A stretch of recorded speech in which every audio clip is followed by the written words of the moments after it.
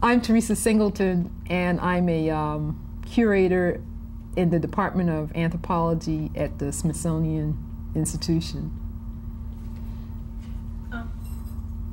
What is your definition of the African diaspora? When you talk about the diaspora, from what conceptual base or definition base are you operating? For me, the African diaspora is the dispersal of African peoples and their culture throughout the world. And I see it as a cultural, primarily a cultural phenomenon. The term itself seems to be being used more today than it has been in recent years or in past years. Do you find that it differs from traditional discussions about Black people, issues affecting Black people around the world? I really don't see where it, I mean, well, the discussion is perhaps different, but in terms of the actual kinds of studies that are done, I don't see where there's a real difference. I think perhaps there's more of an effort to look at both sides of the Atlantic when we talk about African people, regardless of or where they are. Whereas when I suppose in traditional, in earlier studies, let's say prior to the 60s or maybe even slightly earlier, prior to the 50s, there was very little effort. There are few efforts to really make a connection with Africa. You just talked about Black people in the Americas, but you really didn't look back at if in any way their African background had any influence in their culture, in their society. So I would say that's the primary difference. Is it primarily, when you talk about the diaspora, primarily discussion about race, or is it about other issues like culture or politics? Well, I guess like many people now, I think a race is really a social construction, not really and less of a biological reality. And in the United States, we're very preoccupied with race, but in other places it's less so. I still see it primarily as really a discussion of cultural behavior as opposed to physical or biological characteristics. Would you talk a little bit about the work that you do at the Smithsonian and how it ties into the concept of the African diaspora? The work that I've been engaged in for most of my career since graduate school has been the investigation of African American populations, primarily in the southern United States, and using archaeology as a technique to get at that, to formulate a cultural history and to understand those communities, how they change through time. And what the archaeology does is it's a technique to investigate places where African American people once lived and find out about their everyday life, and also some of their, in my paper, for example, I sort of focus on some of the suggestions that can be inferred from certain objects that provide us information on religious practices in some cases. So that's basically what I'm involved in. I'm an archaeologist primarily, but an archaeologist who's focused on the African American experience in the Americas. Are there issues that connect Black people around the world, in your opinion? And if so, what are some of those things that connect us? Are you talking about historical issues or more contemporary issues, or both? Both. I would say that yes, certainly there are issues throughout the world. I mean, throughout the world, and in this conference, I think sort of reinforces the fact that Black people all over the world, or certainly all over the Americas, have always been in a have had to occupy the lowest strata of society. I mean, we came to the Western Hemisphere enslaved, or most Africans did, but even on the continent, because of colonization and whatever, most African countries or people in African countries today have not had the, well, most African countries are poor and haven't had the access to mainstream culture, so to speak, or Euro-American culture, whatever you want to call it, because of severe poverty, that sort of thing.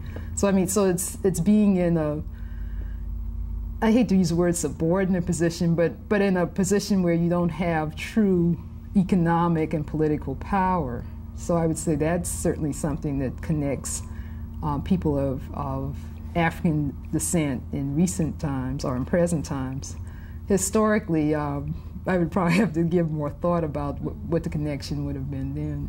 From a cultural perspective, what do you see as the benefits of this focus on the diaspora and for home?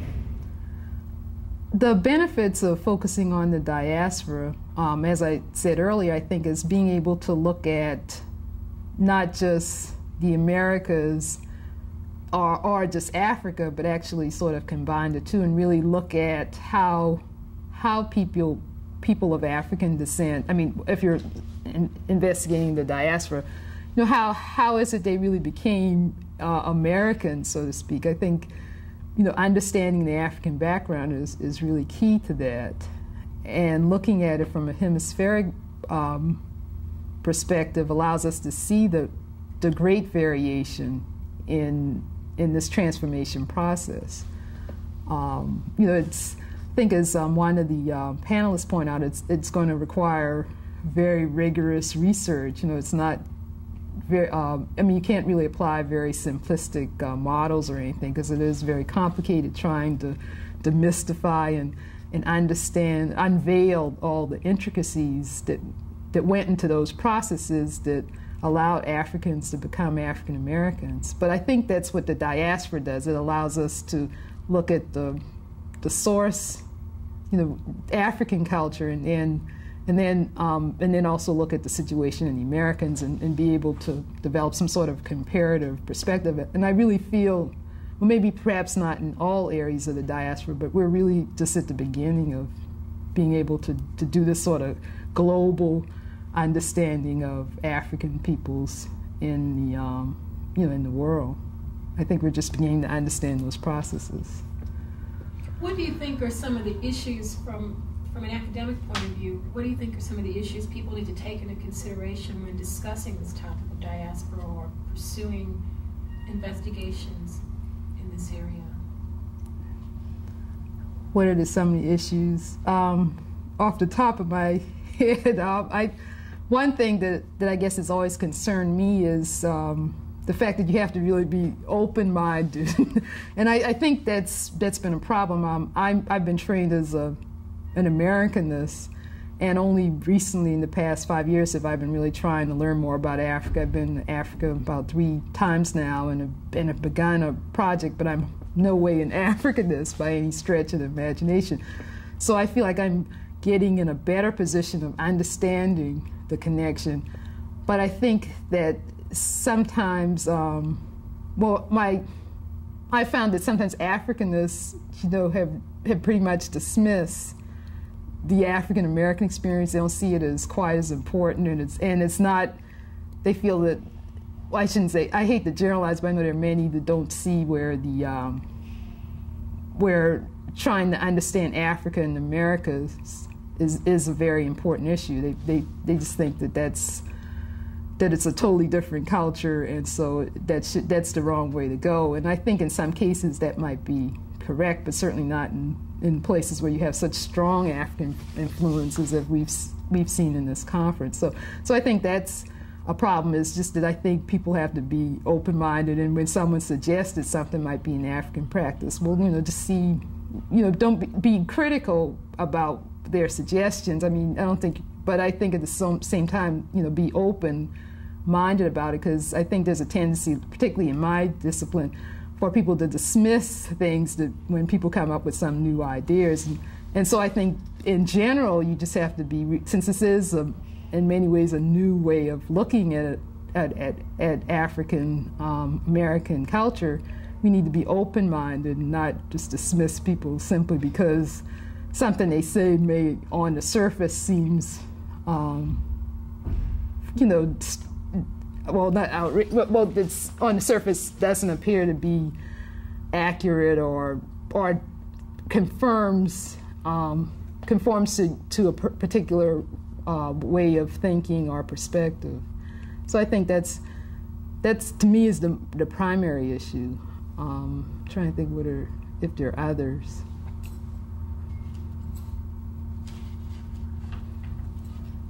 Why do you think this conference is important?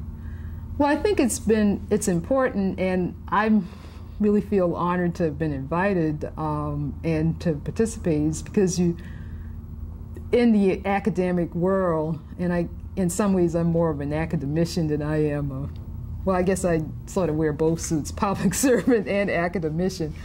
But I think you only look at a particular question, like the diaspora from your discipline, and you don't really know what other people are doing. I mean, maybe to some extent, but not to any great extent. And the advantage of this conference is to see how people from a variety of different disciplines, from a variety of perspectives. Not everyone here is an academician, which I found very refreshing to understand, the African American experience or the African diaspora. And so I think it's just been really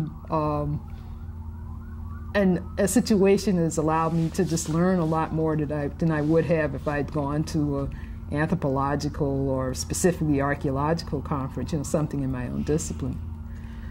There's been a lot of talk about this issue of self-definition and self-affirmation among people, especially particularly people of African descent. How important do you think is this idea of self-definition and self-affirmation? Self-definition. Well, I think it's an important idea. I guess the question is, I'm not sure what do you do about it? I mean, you are referring to people that are defining themselves. How people define themselves is certainly important because I think, again, most disciplines, they've approached the study of the other or people of color or whatever term you want to use with definitions that came out of a very Eurocentric approach to things. And again, at this conference, it's a number of words or number of words, concepts, labels have been, people have suggested let's not use tribe or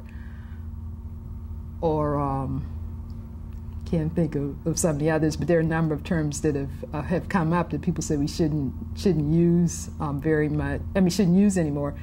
And I think that's important. I think through self-definition and trying to develop an analytical framework that's developed through the study of the people, through their perspective, through their worldview, then that can allow us to better understand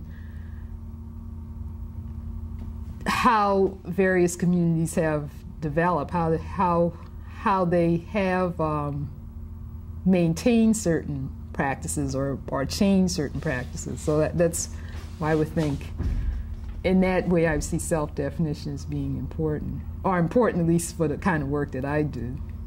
Having attended the conference, are there any things that you would like to see come out of this conference, or any follow-up that you hope will happen as a result of this conference? I would like to see, I guess, on a number of levels. I mean, I think a publication is planned, but it will probably be more of I'm assuming more of an academic publication. I'd like to see some kind of public program where people can see how people all over the Americas think of the diaspora. I think one thing I didn't say about the diaspora is that I think so much of the study of the diaspora is very North American centric, United States. And I think for a lot of people in the United States, both black and white, they really never think about black people elsewhere in the Americas. I mean, even though other places have larger black populations. You know, it's just never thought of in those terms. And I've gone to other diaspora conferences here in the States, and rarely do they may have people from the Caribbean, but they almost never have any Latin American participation. And that's very important. So I would think that one of the public programs, whether it's a film, documentary or some kind of exhibit, would make people see that the diaspora is not the United States. It is a worldwide phenomenon. And if we're looking at the Americas in particular, then you can say that in every country in the Americas, the diaspora. Or the African diaspora had an impact, throughout the Americas in every country. And so that would be an important message to get across, I think.